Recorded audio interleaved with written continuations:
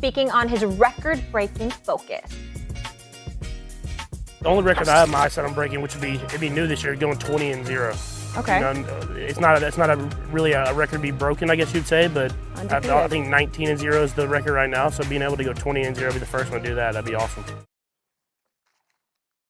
Oh, Teddy Bruschi knows all about this. There he is, him and his 3 rings. I know you love this subject. I saw you with Greeny earlier. You were fantastic. Let's go, guys. 20-0, quite the goal. A reminder that Tom Brady has, in fact, gone undefeated in the regular season, but obviously couldn't finish the job in the Super Bowl. Big Blue. That was back in 2007. Teddy, what will it mean if Mahomes did one thing that you guys didn't do?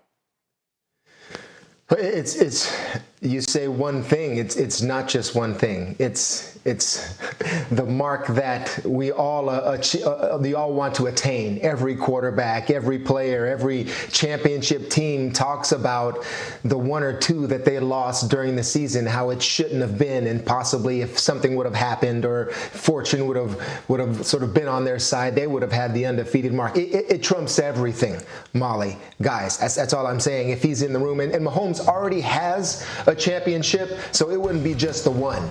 I mean, that it would be the one that trumps them all. That's the way we looked at it going, you know, when we started to feel the pressure of being 14-0 and 15-0, when you start to acknowledge things and like let all the outside pressures in and make sure you're all on the same page within the organization, like, hey, we want to win all these and do not take us out because we want this mark. So the pressure with it is immense.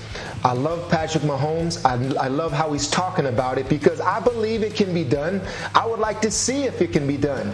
Do I think the Chiefs are the team that can do that? Absolutely. They have a chance. I mean, people think about the 07 Patriots and think about a team that just ran through everyone. But the second half of the season, there were 4 games where we were behind in the fourth quarter.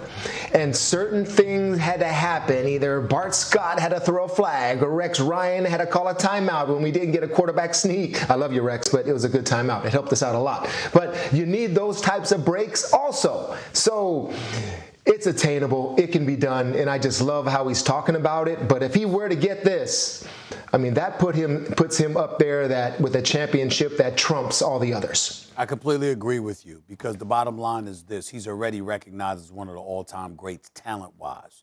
To have an undefeated season. I mean, think about it. And I mean no disrespect to him whatsoever. But why do we still bring up the name Mercury Morris to this day? Because he was a part of that undefeated 1972 Miami Dolphins team. That's why. You understand? So we remember that. It's unforgettable. It would live in the annals of sports forever. We get all of that, okay? Only other thing that I would like to say is that one of my favorite highlights of all time was that Tom Brady, the Randy Moss touchdown pass against the New York Giants in the last game of the regular season. For this reason and this reason only. It wasn't the touchdown pass. It was the fact that the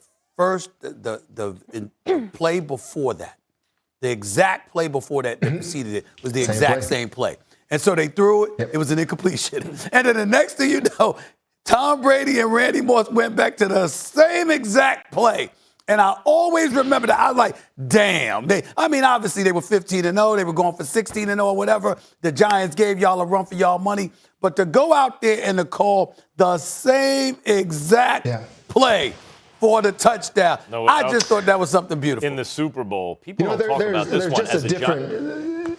As a Giants different level of a thought process, too, guys. Yeah. I'm sorry, Max. I got to talk about it. There's just a different level of a thought process when you are going for an undefeated mark where, the pressure, it's so immense and you almost embrace it. You welcome it. And even that play that you're talking about, Stephen A., okay, it didn't work. You know what? Whatever. Run it again. Just do it again. That's how good we are. And it's that type of confidence and that type of state that you get in when you know that you just can't be beat. Now, we didn't finish the job. Yeah, Big Blue, they got us on that day and everything. They were the better team. But still, it's a mindset that very few teams have the opportunity to even think about. Because you got to at least, don't talk to me till you get to double digits, 10-0, and then you start to feel it at 12. Then it starts to creep in at 14.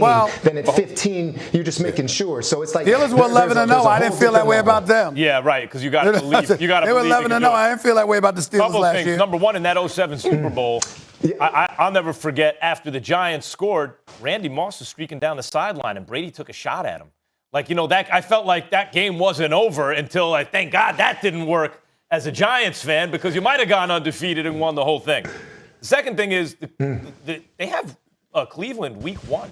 That's a tough game. Like, we're talking about 20-0. They might be 0-1 after week 1. Like, that's why 20-0 would be so amazing, especially the first year, 17 games and all that in the regular season. But I want to talk about something that we haven't touched on yet, guys. Brady is the GOAT. And Mahomes has played 3 full seasons as a starter. And he's been stopped in the playoffs twice. Once in the AFC Championship game, where a pre-snap penalty on a Brady interception stopped that game from being over in Mahomes' favor, right? Mahomes won. Yeah. Brady threw an interception last play of the game. Mahomes, oh no, wait a minute. Pre-snap penalty. Brady gets the ball back, and Mahomes never touches the ball again. That's his one postseason loss. The next one was in the Super Bowl II, Tom Brady on another team. And not the Patriots this time, it's the Bucs. Tom Brady has stopped this young guy twice.